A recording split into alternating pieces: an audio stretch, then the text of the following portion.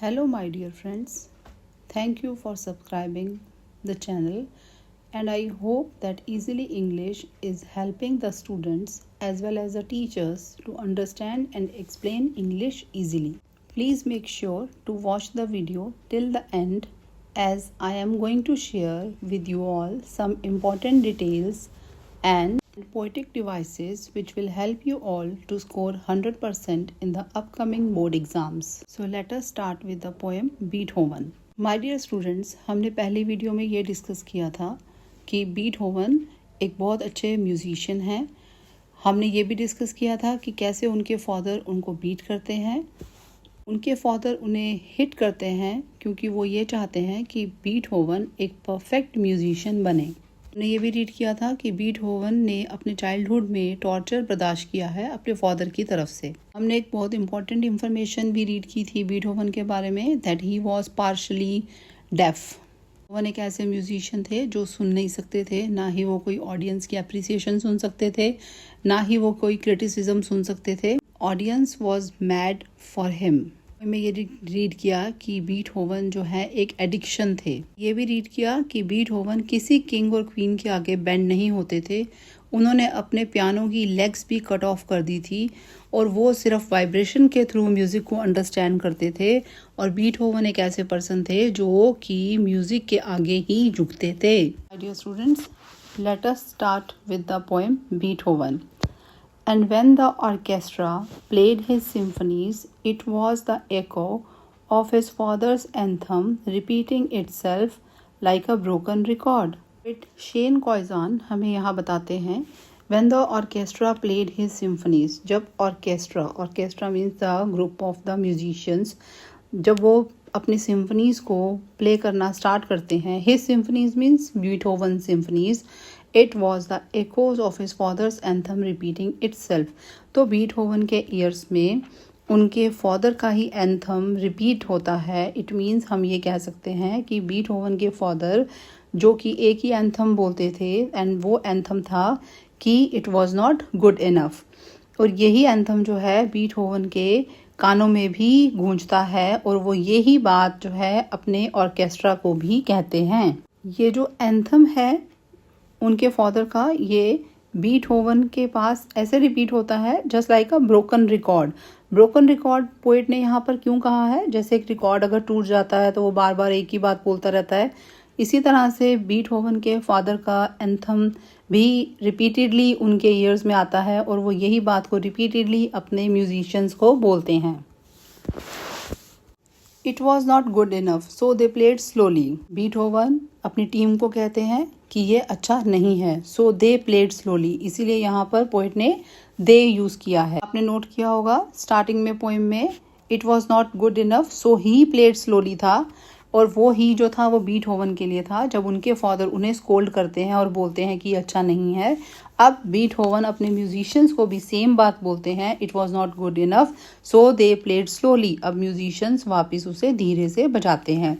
So it was not good enough so they played softly. Beethoven दोबारा कहते हैं ये अच्छा नहीं है। अब उनकी टीम दोबारा से सॉफ्टली म्यूजिक प्ले करती है। It was not good enough so they played strongly. अब बीटहोवन दोबारा उन्हें कहते हैं कि ये अच्छा नहीं है और वापस उनकी जो टीम है अब उस म्यूजिक को दोबारा से स्ट्रांगली प्ले करती है। अब भी बीटहोवन सेटिस्फाइड नहीं है और वो ये बोलते हैं it was not good enough. इस पैराग्राफ में हम पढ़ते हैं so they tried to mock the man make fun of the madness. अब यहाँ पर हम पढ़ते हैं कि they means the musicians, okay, those who were working और those who were there in the orchestra team. They try to mock the man, वो सब इस मैन मीन्स बीटहोवन का मजाक उड़ाते हैं। Make fun of the madness, वो इनके पागलपन का मजाक उड़ाते हैं।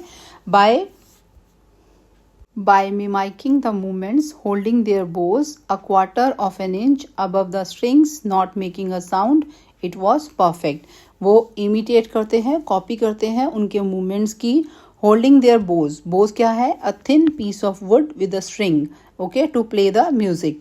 A quarter of an inch above the string, not making a sound. अब वो लोग ये pretend करते हैं जैसे कि वो म्यूजिक प्ले कर रहे हैं and it was perfect. तो बीटहोवन कहते हैं कि ये perfect म्यूजिक नोट प्ले हुआ है। माय डियर फ्रेंड्स, अगर हम इस पैराग्राफ को अंडरस्टैंड करते हैं तो हमें ये पता लगता है कि किस तरह से उनकी ऑर्केस्ट्रा की टीम उनका मजाक उड़ाती है, बीटहोवन का मजाक उड़ाती है। वो फॉल्सली म्यूज़िक प्ले करने की एक्टिंग करती है और जिसमें बीटहोवन को लगता है कि म्यूज़िक प्ले हुआ है, उन्हें ऐसा इसलिए लगता है क्योंकि वो सुन नहीं सकते, और तब भी वो ये बोलते हैं it was perfect. You see the deaf have an intimacy with silence. इस लाइन में पोइट बताते हैं कि आप देख सकते हो कि जो डेफ है वो काफ़ी फेमिलियर होते हैं साइलेंस से। Silence is also music for Beethoven. It's there in their dreams. जो डेफ हैं उनके ड्रीम्स में साइलेंस होती है क्योंकि उन्होंने कभी साउंड नहीं सुनी होती। And the musicians turn to one another, not knowing what to make of the man trying to calculate the distance between madness and genius, realizing that Beethoven's musical measurements could not take you the distance reaching past the Tower of Babylon. अब poet बताते हैं the musicians turn to one another. Musician एक दूसरे को देखते हैं, not knowing what to make of the man. उन्हें नहीं पता कि इस मैन के बारे में वो किस तरह का विचार रखें। Trying to calculate the distance, वो मैन जो कि डिस्टेंस को कैलकुलेट कर रहा है, और ये सब भी कैलकुलेट कर रहे हैं मैडनेस और जीनियस के बीच का distance, it means difference. Realizing that Beethoven's musical measurements could take you the distance. अब इन म्यूजिशियंस को ये रियलाइज हो जाता है कि बीटहोवन के जो म्यूजिकल नोट हैं, जो म्यूजिकल स्केल्स हैं, measurement means scales, could take you the distance reaching past the tower of Babylon. वो इतने ऊपर जाते हैं, इतना सरपास करते हैं वो लोग, म्यूजिकल स्केल्स जो हैं वो इवन टावर ऑफ बेबीलोन को भी सरपास कर देते हैं। Turning solar system into symbol that crash together. अब पोइट यहाँ पे बताते हैं कि बीटहोवन का musical scale even solar system को सिंबल्स में टर्न कर देता है। सिंबल क्या है? म्यूजिकल इंस्ट्रूमेंट है, 2 प्लेट्स वाला, दैट क्रैश टुगेदर, और वो आपस में क्रैश होते हैं। सिंबल म्यूजिकल इंस्ट्रूमेंट है जिसकी 2 प्लेट्स होती हैं और उसको बजाने के लिए 2 प्लेट्स को रिंग किया जाता है आपस में। देन पोएट ये कहता है कि सोलर सिस्टम जो है वो भी सिंबल्स की तरह आपस में क्रैश होता है।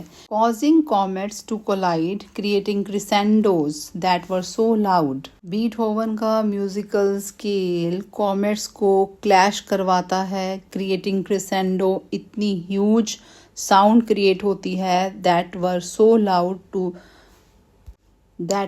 loud they shook the constellations until the stars began to fall from the sky. बीटहोवन के म्यूजिकल स्केल की हाइट इतनी ज़्यादा है कि सोलर सिस्टम जो है वो क्रैश होता है, कॉमेट्स क्लैश होते हैं, क्रिसेंडोज फ्रेम होते हैं, और वो इतनी ह्यूज साउंड होती है कि कॉन्स्टिलेशंस आपस में शेक होते हैं। Until the stars began to fall from the sky, और ऐसा सीन होता है कि आसमान से तारे भी जो हैं वो गिरना शुरू कर देते हैं। And it looked like the entire universe had begun to cry, और ऐसा लगता है कि पूरा यूनिवर्स जो है वो रो रहा है। Distance must be an illusion, the man must be a genius। अब जो कंक्लूजन है वो ये निकलता है, Distance must be an illusion, the man must be a genius। Distance means difference between madness and genius।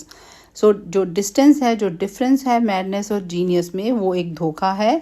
The man must be a genius। और poet ये कहते हैं जो man है, बीटहोवन है, वो एक genius है। बीटहोवन, his thoughts moving at the speed of sound। अब पोइट बताते हैं बीटहोवन, उनके जो थॉट्स हैं वो स्पीड ऑफ साउंड से मूव करते हैं। जैसे एक साउंड की स्पीड होती है वो बहुत फास्ट होती है, ऐसे ही बीटहोवन के थॉट्स भी बहुत फास्ट हैं। ट्रांसफॉर्मिंग इमोशन इनटू म्यूजिक, और ये जो थॉट्स जो बहुत फास्ट हैं ये क्या करते हैं, ये उनके इमोशंस को म्यूजिक में ट्रांसफॉर्म करते हैं, उनके इमोशंस को म्यूजिक में कन्वर्ट करते हैं, चेंज करते हैं। And for a moment it was like a joy was a tangible thing. कुछ देर के लिए ये एक ऐसा जॉय है which can be felt, which can be touched, like you could touch it. आप उसे टच कर सकते हो, आप उस फीलिंग को टच कर सकते हो जो फीलिंग आपको बीटहोवन का म्यूजिक सुनने के बाद आती है। Like for the first time we could watch love and hate dance together in a waltz of such precision and beauty. जब हम बीटहोवन के म्यूजिक को सुनते हैं, उसको फील करते हैं, तो हमें ऐसा लगता है कि जैसे हम पहली बार लव और हेट को इकट्ठे डांस करते देख रहे हैं वॉल्स में। Waltz is a kind of a dance, बिल्कुल परफेक्शन के साथ, and beauty that we finally understood. और हम उस ब्यूटी को अंडरस्टैंड करते हैं, हम म्यूज़िक की, हम इमोशन की ब्यूटी को अंडरस्टैंड करते हैं। That history was not important. हम ये भी समझते हैं कि हिस्ट्री बिल्कुल भी इम्पॉर्टेंट नहीं है टू नो द मैन, कि किसी इंसान को जानने के लिए हमें उसके पास्ट में क्या हुआ या उसके साथ क्या हो रहा है ये जानने की ज़रूरत नहीं है। All we ever had to do was listen. हमें सिर्फ एक ही चीज़ करनी है, वो है लिसन। हमें अगर बीटहोवन को जानना है तो हमें उनके चाइल्डहुड को और उनकी लाइफ को जानने की ज़रूरत नहीं है। हम सिर्फ उनके म्यूज़िक को सुनें और उनको समझें। हम लिसन वर्ड पे पोएम एंड होती है, स्टार्टिंग भी लिसन से ही होती है और एंड भी लिसन पर ही होती है। जब पोएट पोएम को एंड करते हैं लिसन वर्ड पर, तो my dear friends we have to understand listen word जो है वो ओपनिंग में भी पोएम के यूज़ हुआ है और वो लास्ट में भी यूज़ हुआ है। आप कह सकते हैं कि ये गेटवे लाइन है। जो वर्ड लिसन है ये आपको ये बताता है कि आपको लिसन करना है उनके म्यूज़िक को, सिर्फ उन्हें सुनने के लिए। You have understood the poem. So अब हम मेन आइडिया की बात करते हैं पोएम के। इस पोएम का जो मेन आइडिया है उसमें ये बताया है कि डिफरेंस है एक मैडमैन में और एक जीनियस में, और बहुत लिटिल डिफरेंस है एक मैडमैन में और एक जीनियस में। मैडमैन भी जीनियस की तरह एबनॉर्मल थिंग्स करता है, और आप कह सकते हो कि एक जीनियस भी मैडमैन की तरह एबनॉर्मल थिंग्स की प्रैक्टिस करता है और वो एबनॉर्मली लाइफ लिव करते हैं। बीटहोवन भी एक ग्रेट म्यूजिशियन थे। जो लोग उन्हें जानते थे वो उन्हें मैड कंसिडर करते थे, बट जो उन्हें समझ चुके थे वो उन्हें जीनियस कंसिडर करते हैं, डिक्लेयर करते हैं। कह सकते हैं ये कि पोएम की एक वन ऑफ द थीम है। अनदर थीम जो है पोएम की वो ये है कि हम ये कह सकते हैं कि कैसे अगर एक बच्चे को फिजिकल और इमोशनल अब्यूज़ को फेस करना पड़ता है अपने चाइल्डहुड में या अपने बॉयहुड में, तो वो बच्चा जो है वो कहीं ना कहीं एक ट्रॉमा में से निकलता है। किस तरह से वो ट्रॉमा जो है वो उसके मेमोरी में एक मार्क रखता है, और जैसा मार्क आप यहाँ पे समझ सकते हैं कि जब बीटहोवन को म्यूजिशियंस को चीज़ें समझानी थी तो वो सेम लाइंस रिपीट करते हैं जो कि उनके फादर उनको बोलते थे। So the shadow of his father could never leave him even when he was at the height of his career. My dear students, अब हम बात करते हैं पोएटिक डिवाइसेस की और स्टाइल की। ये पोएम एक डिस्क्रिप्टिव पोएम है। इसमें स्ट्रॉन्ग साउंड इफेक्ट है। इसमें कोई रेगुलर राइम स्कीम और रेगुलर स्टैंजाज नहीं है। इसमें कुछ एक लिटरेरी डिवाइसेस को यूज़ किया गया है, जैसे इंजम्पमेंट। इंजम्पमेंट क्या होता है? Continuation of sentences without any stop. जब आप ये पोएम रीड करते हैं तो आपने शायद इस चीज़ को कंसिडर किया होगा, फुल स्टॉप जो है वो काफ़ी देर बाद आता है। Lines are so big. And इसका एग्जाम्पल है living in a house where mercy had to be earned through each perfect, not tumbling up through the roof to tickle the toes of the angels whose harps could not find half the passion. इसमें second जो literary device used है वो है एफ्रीजम। अब एफ्रीजम क्या होता है? एक शॉर्ट फ्रेज होता है which expresses the thing in a clever way, something that is true. अब इस पोएम में जो एफ्रीजम हैं वो है listen, Beethoven, it was not good enough. इस पोएम में रिपीटिशन भी है, so he played slowly, not good enough. इस पोएम में एलिट्रेशन भी यूज्ड है, causing comets to collide. His father made a habit of hitting him. इस poem में एसोनेंस है। एसोनेंस कहाँ यूज हुआ है? The man got down on his knees for no one. O sound repeat है, go ought, no o, one या one में नहीं है। His father made a habit out of hitting him. इसमें e साउंड रिपीट है, he, hitting him. Okay? So my dear students, I hope the poem was understood to you all. Please like, share and subscribe the channel as it will benefit you all for attaining your desirous goals.